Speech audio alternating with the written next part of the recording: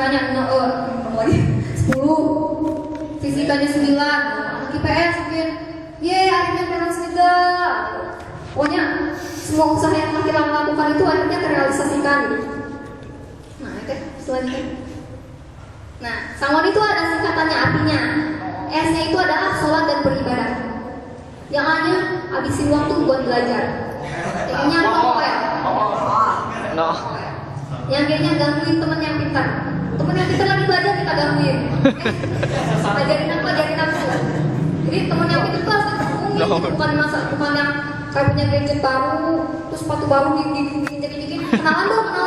Jadi yang dikerumunin itu, yang digangguin itu temen-temen yang pintar gitu. Jadi kalau misalnya kita dekatan sama teman yang tukang parfum, kita bakal kecipratan wangi parfumnya. Kalau kita temenan sama yang tukang ikan asin, kita bakal kecipratan wangi asinnya. Kalau kita kecipratan yang pintar, kita bakal kebawa pintarnya. Kita bakal kebawa untuk selalu berusaha seperti teman kita, seperti teman kita yang pintar itu. Nah, yang U-nya adalah usaha yang keras. Usaha yang keras itu, ya tadi itu, misalnya kita pengen naik ke gunung, tapi pengen yang instan, akhirnya kita naik motor. Terus di tengah-tengah motornya bensinnya habis, akhirnya merosot, jadi ke bawah lagi gitu. Jadi akhirnya usaha kita tuh sia-sia gitu kalau yang instan. Jadi tidak ada kepuasan dalam diri kita gitu. Nah, soalnya A, amalkan ilmunya.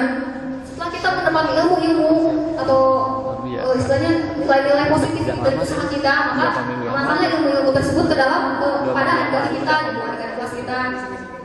Karena ilmu yang diamalkan itu tidak akan hilang, malah ilmu itu akan semakin melekat gitu. Istilahnya guru kimia. Guru kimia itu soal misalnya kata guru kimia, anak-anak soal kimia itu sesungguhnya gampang.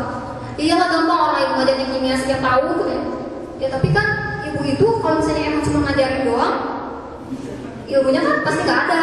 Jadi intinya guru itu mengamalkan, ketika diamalkan malah semakin ilmunya bertambah dan bermanfaat gitu. Karena kan setiap-setiapnya manusia yang bermanfaat bagi manusia lainnya. Yang lainnya yang terakhir adalah yang jujur. Jadi jujur itu sangat penting banget ya untuk mengucapkan. UN itu kuncinya itu adalah pokoknya jujur. Mau paketnya berapa? Mau 20 kayak mau 30, mau gak ada paketnya sekalian, atau misalnya mau tes lisan UN-nya gitu. Nah, yang penting kita tuh jujur gitu. Tolong misalnya jangan nyiapin kertas burem gitu. Terus jangan ganti nomor. Pokoknya semua usaha-usaha yang membuat kita di rebut kesempatan di sekitar itu mau dihindarkan gitu. Karena pas kita merasakan usaha ya Allah ternyata saya sesuai tanpa mencontek deh. Kita tuh punya kepuasan tersendiri gitu setelah UN itu terlewati seperti itu. Terus teman saya nih ada yang bilang ini waktu saya SMP, saya tuh dikasih contekan waktu SMP. Jadi dikasih contekan tuh ya kayak dikasih es jeruk pas lagi puasa. Iya ada es jeruk gitu kayak. Pas lagi puasa ditawarin es jeruk gitu kan. Ya siapa sih yang nggak pengen di hari-hari siang yang panas dikasih es jeruk, tapi saya simpan dulu di contekannya. Saya tuh udah niat ya pengen buka contekan itu. Nanti mau dibuka pas matematika misalnya. Di tengah-tengah, akhirnya saya tuh dengan waktu itu karena guru rohis saya waktu di SMP bilang katanya, kalau kalian UN lakukanlah 2 hal. Yang pertama, yang hitamnya itu dilingkari gitu. Ya, sudah saya lingkari. Yang kedua, setelah pas sambil melingkarinya itu baca Bismillah. Bismillahirrahmanirrahim dilingkari. Itu tuh mendapat 2 kebaikan. Kalaupun salah, tetap kita dapat kebaikan kan. Misalnya nih, kalau misalnya kita benar, berarti kebaikannya ada 2. Yang pertama nilainya benar betul kan. Yang lainnya lagi adalah dapat berkahnya betul. Jadi pas kita yang benar tetap baca Bismillah juga. Jadi insya Allah gitu kabul dan kita itu dapat pahala juga, jadi amal ibadah juga gitu. Sampai ada tuh yang UN yang ketiduran, pernah dengar? Orang. Ya UN ketiduran, ada yang tahu ceritanya kenapa UN bisa ketiduran? Saya kenapa? Udah selesai. UN-nya gampang banget. Jadi UN yang ketiduran itu mungkin banyak faktor-faktornya, mungkin karena UN itu terlalu susah, dia tidur, atau mungkin dia halannya, mungkin dia ada kecantikan akhirnya kerjanya cepat, dan lain sebagainya gitu. Nah, setelah saya berpikir bahwa udah nggak usah dipakai contekan, ini saya buang contekan. saya kan umumkan nih orang-orang yang Panjangnya lagi bacaan. ini, berat gitu. Akhirnya pas anak-anak rohis itu dikumpulin lagi. Kalian jangan menyesal ketika hasil ujian kalian itu tidak tinggi, tidak seperti yang kalian harapkan, karena sesungguhnya mereka itu adalah orang-orang yang rugi. Kalian itu udah usaha, dan aja Allah tuh pasti memberikan berkatnya kepada orang-orang yang berusaha keras gitu, yang sudah istilahnya membuat Allah senang gitu dengan tidak mencontek gitu. Minta tolong. Yang Kami intinya, tinggal yang dituin penting doang. intinya itu adalah fokus ke fokus. Nah, fokus ini ada ceritanya juga nih. Kalau fokus dalam ujian atau dalam mencapai sesuatu itu mungkin bisa dianalogikan seperti ini. Kalian tuh mau pergi ke sekolah, tapi di tengah-tengah tuh ada lubang. Kalian lari-lari karena kesiangan, akhirnya kejeblos ke dalam lubang itu. Pas kejeblos ke dalam lubang itu, kalian tuh kayak, ini siapa sih yang bikin lubang? Mas kalau gua datangin rumahnya. Terus ada apa sih tangan-tangan yang udah pokoknya becek, pokoknya itu udah menjerumuskan saya ke dalam lubang itu. Gitu. Akhirnya dia tuh malah mengurung tuh dan tidak jadi ke sekolah. Jadi itu adalah ciri orang yang tidak fokus gitu. Ya udah sih kalau kamu fokus ya fokus aja ke sekolah, sudah jatuh bangkit lagi, jatuh lagi, lari lagi ke sekolah gitu. Jadi nggak usah mikirin yang penghambat itu. Jadi kayak dia pengganggu gitu, jangan dihiraukan gitu. Jadi lewatin aja gitu. Pokoknya ya betul, bisa diungkapkan deh seperti apa? Seperti apa mungkin dalam usahanya fokus terhadap ujian? Kalau belajar, fokus belajar, jangan terus sama pasal. Ya, betul. Terus ada lagi? Fokus yang paling fokus belajar, les, fokus jangan nyontek.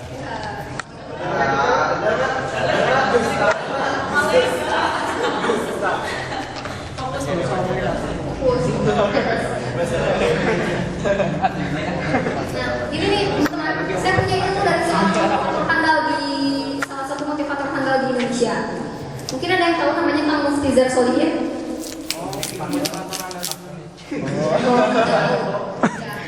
Motivator handal ini mengajarkan saya akan mencapai cita-cita yang begitu sangat dekat diraih. Bahwa cita-cita itu jika kita gapai, kita terus kejar. Misalnya nih kita mau menggali lubang, pas satu senti lagi dekat ke harta karun itu kita udah menyerah gitu. Padahal kan betapa dekatnya kita dengan kegagalan. Orang yang menyerah itu tidak tahu bahwa betapa dekatnya dia dekat dengan kesuksesan gitu. Misalnya pas menyerah itu padahal kamu tuh tinggal selangkah lagi menuju kesuksesan gitu. Seperti itu nih. Jadi teman-teman saya minta kerjasamanya untuk menutup mata.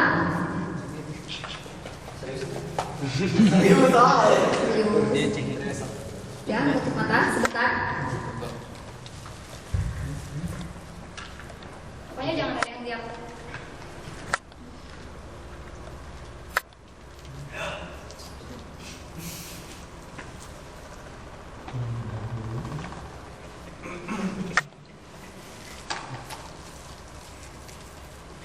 Awas dompet jalan dulu.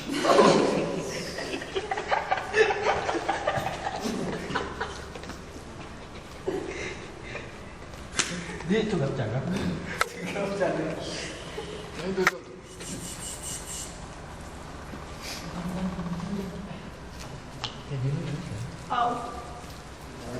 Laptopnya kena virus.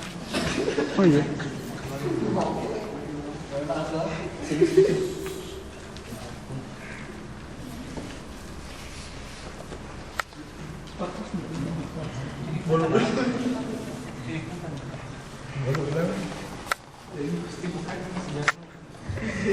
Ya, semuanya tutup mata ya. Ya, tutup matanya. Tutup mata dan tutup hati, jangan hatinya jangan ditutup. Buka mata hatinya dan tutup mata. Teman-teman, bayangkan kalau sekarang itu teman-teman berada di tempat yang sangat suram. Tempat itu kayak istananya Voldemort. Voldemort yang di Harry Potter. Ya, fokus. Istana Voldemort itu adalah istana Dark Kingdom. Di sana itu teman-teman belajar bagaimana caranya mencontek, belajar bagaimana caranya curang dalam ujian. Astagfirullah. Fokus. Akhirnya teman-teman itu menjauhkan semuanya dan pindah ke istana yang sesungguhnya. Di sana itu banyak pohon yang rindang. Dan tiba pada suatu hari setelah ujian nasional tiba, dengan kejujuran dan kesungguhan teman-teman, akhirnya teman-teman bisa melewati UN dan dengan mendapatkan predikat nilai yang bagus, yang tinggi. UN, ijazah UN sudah diraih, ijazah SMA sudah diraih. Ya Allah, inilah usaha saya serahkan segalanya kepada Engkau. Setelah UN berlalu dan mendapatkan ijazah SMA, akhirnya teman-teman daftar untuk masuk ke perguruan tinggi. Bayangkan teman-teman betapa sulitnya menggapai salah satu perguruan tinggi yang teman-teman idamkan itu. Usaha sampai dengan semua kerja keras, jiwa, harta, semua sudah teman-teman korbankan. Waktu tertidur pulas, teman-teman sudah korbankan untuk bermunajat kepada Allah. Semuanya sudah teman-teman korbankan. Tiba pada suatu hari pengumuman, nama teman-teman disebutkan di salah satu daftar orang-orang yang terpilih ke perguruan tinggi itu. Yeay, saya terpilih, ya Allah. Mama, lihat ini. Bapak, lihat ini. Nama saya ada di Universitas X. Bahagia sekali teman-teman saat itu. Teman-teman akhirnya menjadi mahasiswa baru di kampus itu. Bayangkan teman-teman menyentuh gedungnya, menghirup aroma udara segar kampus itu dengan jaket himpunan atau jaket jurusan yang teman-teman idam-idamkan selama ini. Teman-teman sangat bahagia sekali saat itu. Melanjutkan kuliah yang teman-teman idamkan. Akhirnya 4 tahun pun berlalu. Teman-teman mendapatkan nilai tertinggi dan dinobatkan sebagai mahasiswa terbaik di kampus teman-teman. IPK tertinggi diraih oleh nama teman-teman disebutkan. Akhirnya di hari wisuda pun tiba. Teman-teman memakai toga dengan sangat gagahnya, bersanding di samping ayah dan ibu. Ibu, ayah, hanya inilah yang baru bisa aku berikan kepada kalian. Tapi ketika teman-teman melihat teman yang lain, teman masa-masa SMA teman-teman dulu, yang UN-nya mencontek,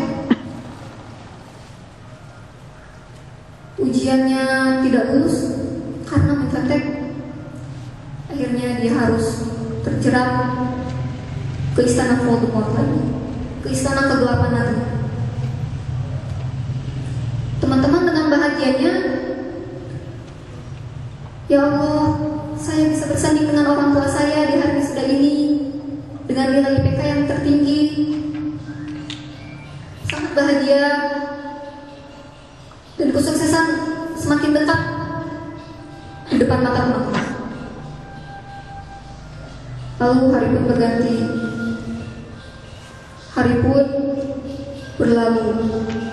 Teman-teman dengan semangatnya meraih cita-cita yang lain, bertemu dengan teman-teman yang lain. Saya sudah menjadi dokter, saya sudah menjadi dosen, saya sekarang kuliah di luar negeri. Kuliah itu, semua itu, ujian-ujian yang telah saya lewatkan itu akhirnya berbuah manis. Orang tua teman-teman memeluk teman-teman. Terima kasih. Kami tidak meminta apapun dari kalian kecuali hanya kesuksesan dan kesolehan yang kalian berikan kepada kami. Semoga di akhirat nanti kau bisa menyelamatkan ayah dan ibumu ini. Dengan kejujuranmu, dengan kesolehanmu, dengan kesuksesanmu, dan dengan semangatmu mengejar cita-cita untuk membahagiakan kami berdua. Betapa tahunya kami ketika kalian berusaha untuk mengejar suatu kesuksesan itu. Kalian tidak tidur semalaman. Kalian ingin orang tua kalian bangga dengan kalian. Akhirnya pada suatu hari orang tua kalian itu dipanggil, dimasukkan ke liang lahat,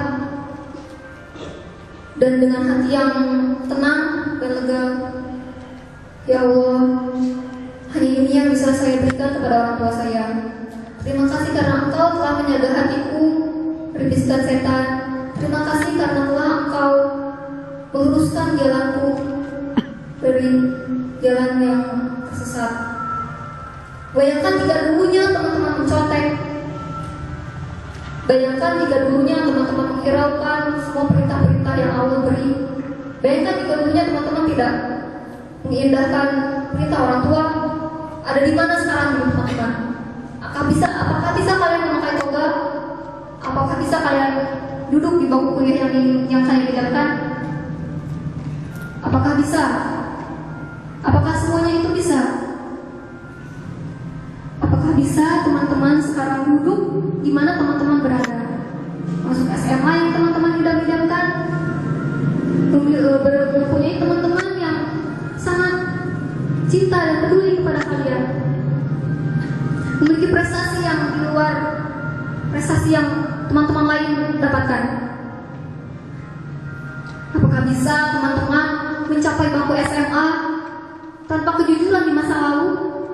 Apakah di waktu SMP kalian tidak jujur? Apakah bisa kalian sekarang menginjak bangku SMA? Apakah bisa jika kalian tidak sholat, kalian menginjak bangku SMA? Apakah bisa kalian masih menghirup oksigen yang Allah berikan secara gratis ini jika kalian tidak mematuhi perintah Allah? Apakah bisa semua itu terjadi jika dulunya kalian tidak melakukan hal-hal positif yang telah kalian lakukan? Terima kasih Ayah, terima kasih Ibu. Usahamu untuk mendidik aku menjadi orang yang soleh, jadi dengan soleh. Aku berjanji bahwa aku akan membayarnya. Oke, silakan bisa dibuka lagi matanya. Ada yang ngantuk? Tadi ada yang tidur? Ya, gimana perasaannya setelah memikirkan bahwa cita-cita itu sangat dekat dengan kita? Ada yang ingin memberikan komentarnya? Fadila? Ada yang mau menyampaikan? Yang lainnya? Ya, Mas Fauji mana? Gimana? Mungkin bisa diceritakan nih, kita pengen mendengar apa sih kesalahan yang pernah kalian lakukan di masa lalu yang akhirnya menghambat cita-cita yang kalian inginkan sekarang ini. Apakah ada? Ya, boleh silakan. Di situ boleh. Cita-cita kita tuh karena sering bergaulnya dengan orang yang seperti itu, terus ya dibawa benar gitu, dibawa jadi kekaruan lah gitu, yang itu yang menghambat cita-cita yang udah di depan mata gitu, jadi sirna semuanya. Kita tuh pasti bisa mendapatkan itu, tapi karena kesalahan satu kesalahan yang telah kita lakukan itu menjadi sirna lah semuanya. Ada lagi yang ingin menyampaikannya? Ya, mungkin kesalahan yang benar-benar kalau saya terakhir kembali gitu. Kayak Putri Indonesia kalau ditanya, apa yang akan kamu lakukan ketika kau dilahirkan kembali? Seperti itu misalnya. Ada yang ingin menyampaikan lagi? Mungkin dulu saya bandel, saya suka nyuruh mama saya gitu. Yaki. Ada yang bisa menyampaikan lagi?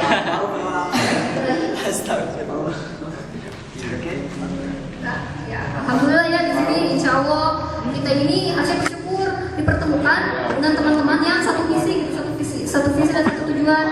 Itu senang banget ya, jujur senang banget pas pertama mendengar remaja masjid gitu. Di tempat saya tuh yang benar-benar tuh nggak ada gitu remaja masjid. Dulu tuh pernah ada remaja, tapi dia tuh malah yang kayak rapat karang turunan di masjid dengan sambil nyanyi dan teriak-teriak gitu. Itu yang benar-benar membuat saya miris. Tapi ketika saya datang, masih ada ya zaman gini remaja masjid, ternyata beneran ada gitu. Jadi tolong dipertahankan karena remaja masjid itu keren. Karena remaja masjid itu keren.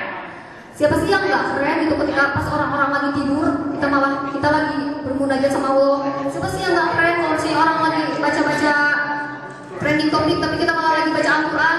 Siapa sih yang nggak keren kalau misalnya orang-orang lagi senang-senangnya OL tapi kita dengan bahagianya sholat berjamaah gitu. Rasanya tuh saya tuh bener-bener apa ya, masih beruntung gitu, masih bisa menemukan remaja masjid gitu. Soalnya dulu tuh setelah saya gede sebesar ini, saya tuh yang namanya jarang menemukan remaja masjid gitu. Jadi buat kalian, buat teman-teman, nomor 1 buat saya. Pokoknya remaja masjid itu adalah itu dari saya. Maaf bila ada kesalahan, maaf bila ada kata-kata yang terlalu alay, gaul, atau misalnya lagi mengerti atau terlalu sedanis gitu. Ya, pokoknya saya mohon maaf sebesar-besarnya karena kesalahan itu datangnya dari ya sesuatu dan kebenaran itu hanya datang dari Allah. Ya, wabillahi taufiq wal hidayah. Wassalamualaikum warahmatullahi wabarakatuh. Remaja masjid itu? Keren. Remaja masjid